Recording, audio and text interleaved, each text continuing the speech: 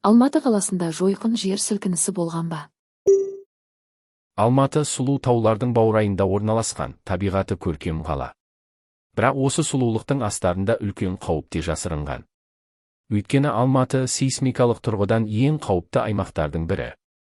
Тарих беттерін ақтарсақ, бірнеше рет жойқын жер сілкіністері болғанын көреміз. 1887 жылғы Верный жер сілкінісі қаланы қатты шайқалтып, үйлерді құлатып, талай жанды әбігерге салды. Бұл апатта шамамен 300-ге жуық адам қаза тауып, 1000-нан астамы жараланды. 2 жыл өткен соң 1889 жылы Шелек аймағында тағы да аса қуатты жер сілкінісі тіркелді. Оның зардабынан бірнеше мың адам мерт болып, бүтіндей ауылдар жермен жексен болды. Ал 1911 жылғы Кемин апаты тарихта ең ірі оқиғалардың бірі ретінде қалды. Оның дүмпуі бүкіл өңірді сілкіндіріп, мыңдаған үйді жермен жексен етті. Түрлі деректерге сүйенсек, 400-ден астам адам қаза тауып, 20 мыңнан астамы баспанасыз қалды.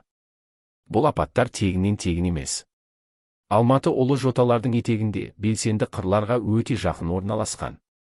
Жердің қойнауында ғасырлар бойы жиналған энергия бір сәтте сыртқа шығуға дайын. Сондықтан да қала әрқашан оянып кетуі мүмкін, алыптың үстінде тұрғандай күй кешеді. Бүгінгі зерттеулер де осы қауіптің шын екенін айқындайды. Алматының дәл іргесінде жасырын, тереңде жатқан жарықтар бар. Сол себепті қала тұрғындарына сақтық пен дайындық ауадай қажет. Қысқасы, Алматы тарихында жойқын жер сілкіністері болған, әрі бұл қауіп әлі де сейілген жоқ.